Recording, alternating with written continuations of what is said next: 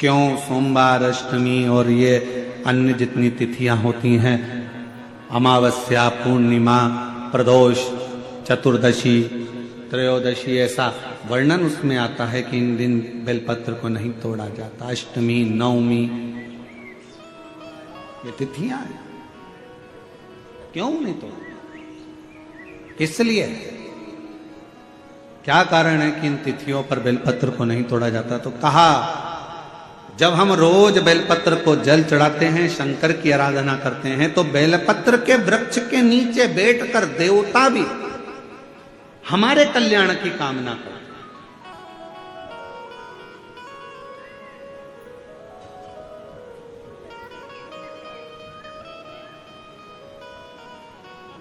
कितनी बड़ी बात लिखी है। लिंग पुराण को उठाकर अगर आप पढ़ेंगे तो उसमें लिखा है, 1.25 किलो सोने के सिंहासन पर, कितना किलो? जम जम के बोलो जरा, आवाज नहीं आई। 1.25 किलो सोने के सिंहासन पर मखमल का गद्दा बिछाकर एक शालिग्राम भगवान की मूर्ति, शालिग्राम भगवान की शिला रखकर उस पर सोने का छत्र 0.5 किलो का लगाकर हीरों और पन्नों से शालिग्राम भगवान का श्रृंगार कर कर किसी को दान करने का फल मात्र एक बेलपत्र शंकर के मंदिर में चढ़ाने से प्राप्त हो जाता है।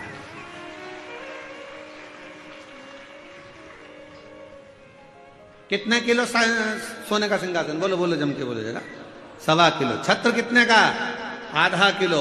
हीरे, रतन, माणिक, मोती, सोने से जड़े हुए शालिग्राम भगवान को सिंहासन पर रखकर दान करने का जो पुण्य होता है, 1000 अश्वमेध यज्ञ का बराबर का जो पुण्य होता है, हजारों सर्वोत्तम यज्ञ करने का जो पुण्य होता है, सोम यज्ञ करने का जो पुण्य होता है, वो एक बेलपत्र शंकर भगवान को चढ़ाकर भगवान शिव को अर्पित करने से प्राप्त हो जाता है।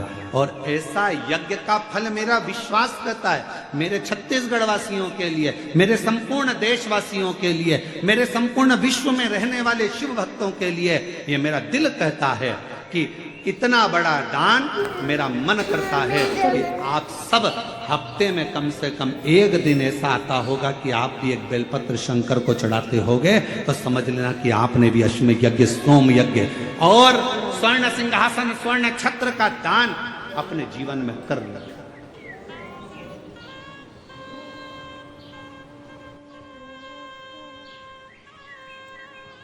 तीन वचन भगवान शिव ने पार्वती जी को दिए हैं, सावधानी से सुनिएगा उन वचनों को।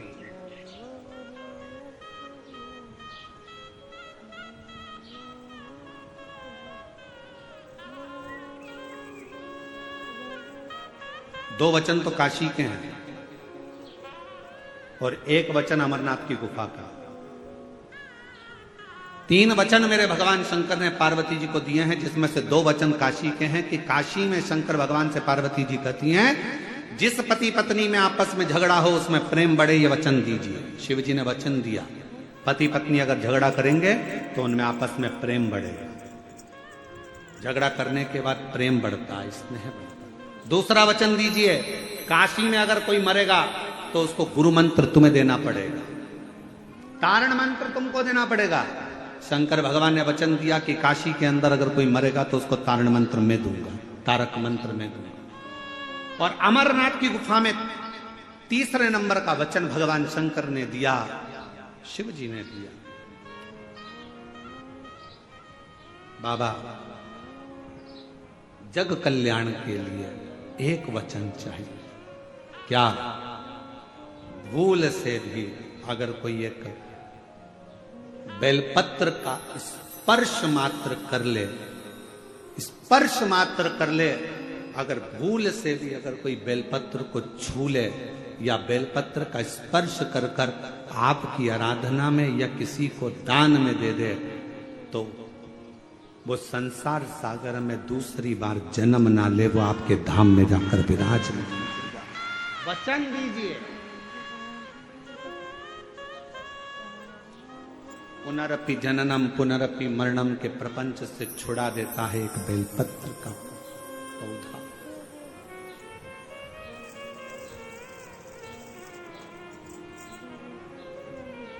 शिव जी के मस्तक पर कितनी रेखाएं रहती हैं त्रिपुंड में?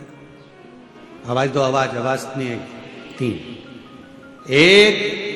तीन रेखा मेरे भगवान शंकर के मस्तक पर है। उन तीन रेखाओं में एक एक रेखा में 9 देवता विराजमान।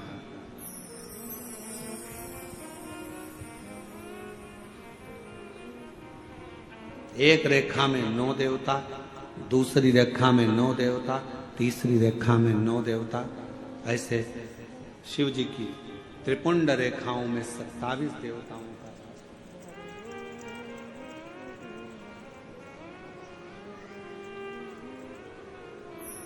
पूरे एक त्रिपुंड में आप रोड पर से चल के आते हो, बहुत सारे तिलक लगाने वाले आपको मिलते हैं। उन्होंने अपनी थाली में फूल रख रखा है, ऐसा फूल रख रखा है, उस फूल से आपका पूरा सिर रंग देते हैं। बोलो बोलो, सही है कि गलत है?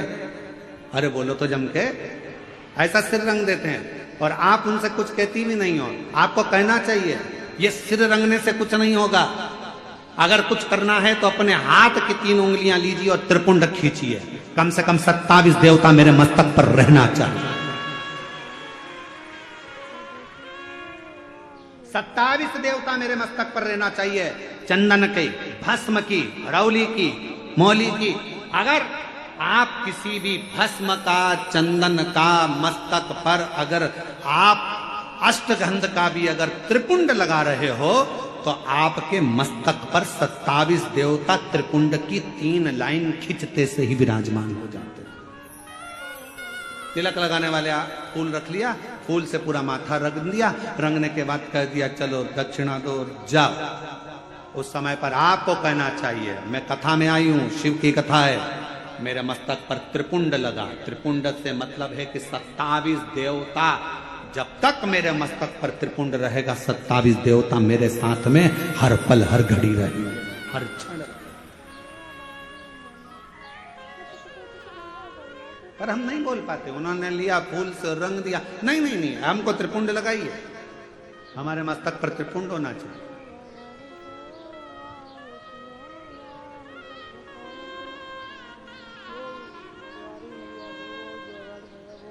शिव जी के मंदिर जा रहे हो, भगवान शंकर का जल है, उसको भी मस्तक पर त्रिपुंड के भाव से लगा सकते। भस्म है, भाव से लगा सकते। और यदि कुछ भी ना लगा सको तो फिर एक काम करो, शंकर के मंदिर में जब जाओ, झुककर जब प्रणाम करो तो अपना मस्तक शिव के चरणों में झुककर प्रणाम करोगे तो जो शिव भक्त आएंगे उनके चरण की रज आपके जब मस्तक पर लगेगी तो आपका कल्याण कर देगी, आपका उद्धार कर देगी, कल्याण कर देगी।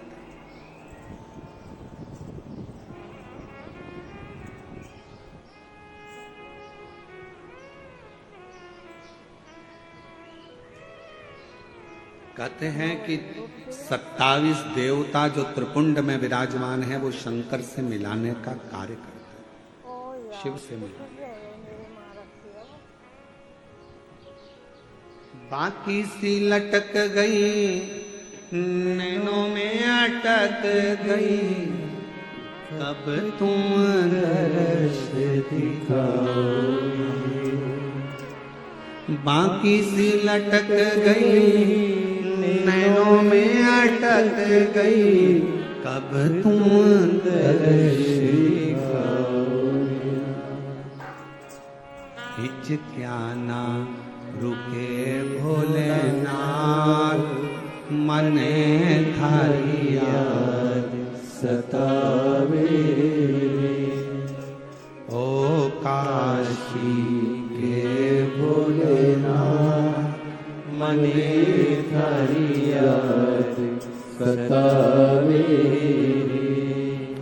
याद सतावे, रुदन आवे, याद सतावे, रुदन आवे, याद सतावे। ओ काशी के भोलेनाथ, मरे थरिया सतावे। ओ काशी के भोलेनाथ, मरे थरिया सतावे। हिच क्या ना रोके भोलेनाथ, हिच क्या ना रोके भोलेनाथ, मने हरिया सतावे।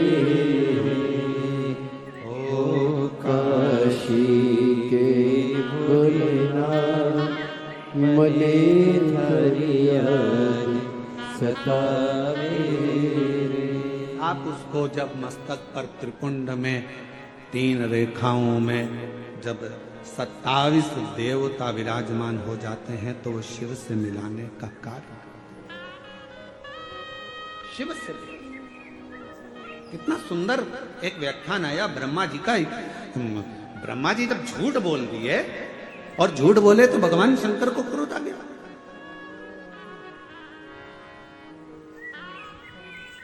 पांव का नख तोड़ा, काल भैरव प्रकट करा। काल भैरव ने अपने हाथ का नख तोड़ा, ब्रह्मा जी का सिर काट दिया। सिर लुढ़कते लुढ़कते गया तो कर्मनाशा नदी बन गई, जो आज भी उत्तर प्रदेश में बहती है।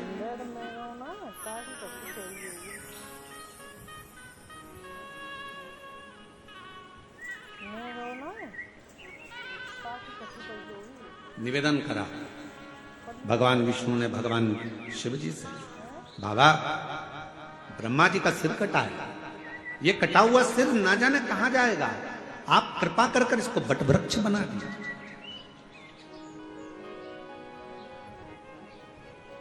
वो तो इतना दीवाना है, वो कौन है वो? इसको बट वृक्ष बना दो, आप करुणा करो, इसको बढ़ता पेड़ बना दो, बट वृक्ष बना दो।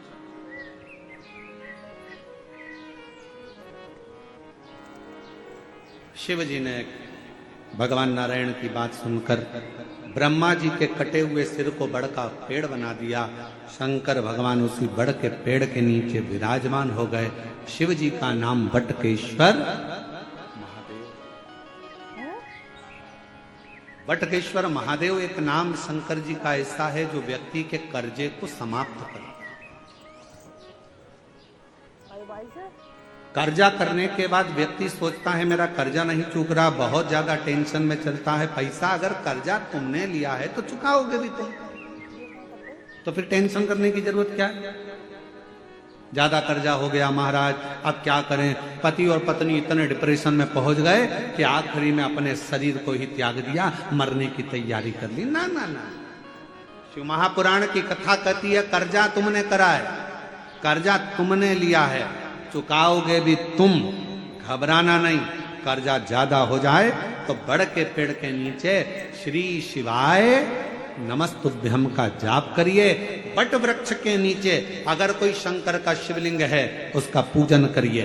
बट वृक्ष के नीचे कोई भगवान शंकर का अंश अवतार श्री हनुमान जी महाराज भी अगर किसी बट वृक्ष के नीचे विराजमान है उसका स्मरण करिए। शंकर का ही अंश स्वरूप आद्य शक्ति दुर्गा भवानी भी अगर बट वृक्ष के नीचे आद्य शक्ति भी बैठी हुई है तो उसका भी स्मरण करिए। बट वृक्ष के नीचे कोई देवता अगर विराजमान है उसका पूजन करिए, उसकी आराधना करिए, उसकी अर्चना करिए, उसका फल आपको मिलेगा, कर्जे से मुक्ति होगी। आप यह ना सोचिए कि शंकर जी तो है ही नहीं, बढ़ के नीचे हनुमान जी मिल गए, हनुमान जी का स्मरण कर लो। देवी जी मिल गई, देवी जी का स्मरण कर लो। शिव जी मिल गए, शिव जी का, सब एक। शिव महापुराण की कथा किसी देवता को तोड़ना नहीं बताती कि राम अलग है कि कृष्ण अलग है कि शंकर अलग है कि देवी अलग है कि देवता अलग है। शिव महापुराण की कथा कहती है सब में शिवोहम शिवोहम शिवोहम, सब में शिव समाया है। कथा वाचने वाला भी शिवमय और कथा सुनने वाला भी शिवमय होता है, कथा करवाने वाला भी शिवमय होता है। कहीं शिव से परे कुछ भी नहीं।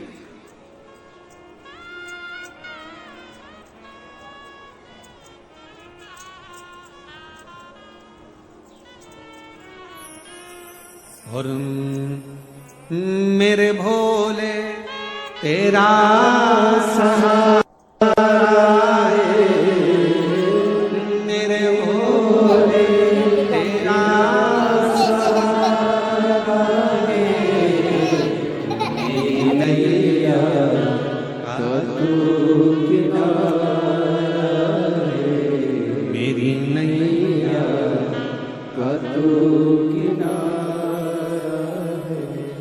मेरे बाबा तुझे पुकारा है, मेरे बाबा तुझे पुकारा है, मेरी नैया का तू किनारा है। थोड़ा संघर्ष हो सकता है, थोड़ा कर्जा लिया है तो थोड़ा टेंशन हो सकता है, पर टेंशन बहुत बहुत स्मरण रखिए, बादल टूटता है तो पानी बनता। बोलो सही है कि गलत है? बादल टूटता है, पानी बनता है। पृथ्वी पर मिट्टी टूटती है, अगर मिट्टी टूटती है तो अन्न बनता है। खेत को तैयार करने के लिए मिट्टी को तोड़ना पड़ता है।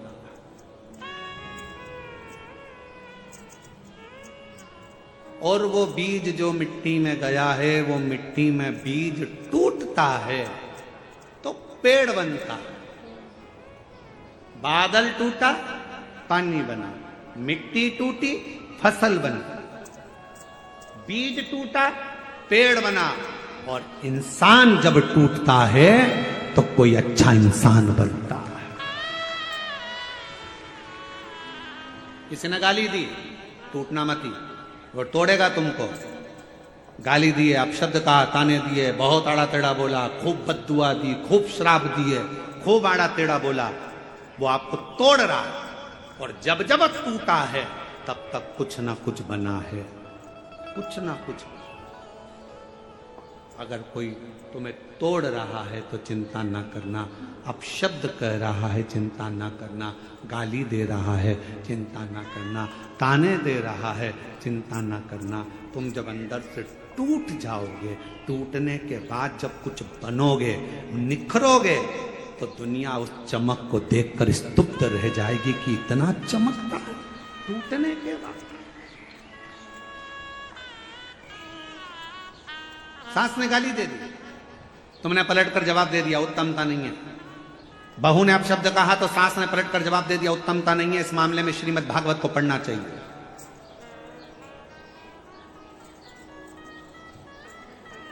किस किसने सुनी है श्रीमद् भागवत कथा? जरा हाथ उठाओ।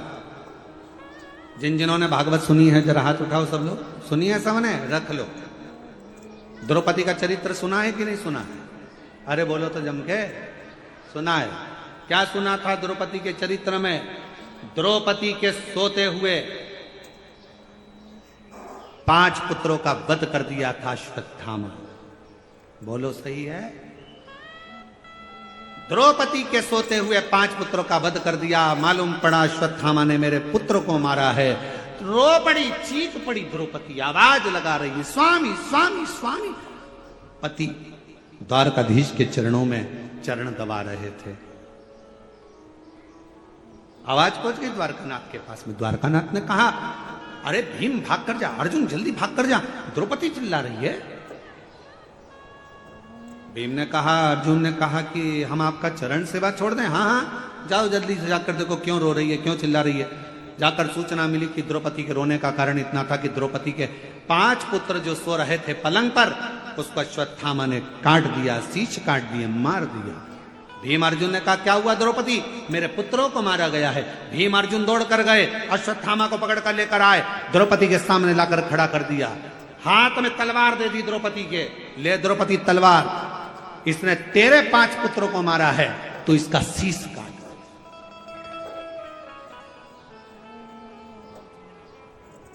सुनिए श्रीमद् भागवत। अरे बोलो तो, ए द्रौपदी, इसने तेरे बेटों को मारा है तो इसका शीश काट। ये ले तलवार, और तलवार लेकर काट शीश, मार दे। द्रौपदी तलवार को नीचे फेंक दे। द्रौपदी ने तलवार को नीचे फेंका, और तलवार को नीचे फेंक कर द्रौपदी ने भीम से कहा, क्या कह रहे हो? अश्वत्थामा को मार दूं? हाँ, ये मेरे गुरु का पुत्र है। तो क्या हुआ? इसने तेरे पुत्र को मारा था तो गुरु के पुत्र को मार दे। द्रौपदी मुस्कुरा कर कहती है, स्वामी, कोई कुत्ता यदि हमको काट लेता है तो हम कुत्ते को नहीं काटते हैं। काटते हैं? होता है अपने इधर ऐसा। हमने तो कभी मध्य प्रदेश छत्तीसगढ़ में ऐसा नहीं देखा कि कुत्ता अपन को काटे तो अपन कुत्ते को काटे। और कहीं ऐसा होता हो तो बात दूसरी है कि कुत्ता काटे तो अपन कुत्ते को काट लो, बिच्छू अपन को काटे तो अपन बिच्छू को काट लो, सांप अपने को काटे तो अपन सांप को काट लो। ये हमारा सनातन धर्म नहीं सिखाता, ये मेरा शंकर की कथा नहीं सिखाती कि कोई कुत्ता यदि हमको काटे तो हम कुत्ते को काटें। ये श्रेष्ठता नहीं है। शिव महापुराण की कथा कहती है, कोई अपशब्द कहे, कोई ताने दे, कोई गाली दे, कोई आड़ा टेढ़ा बोले, उस समय पर द्रौपदी जैसा विचार रखना, तलवार को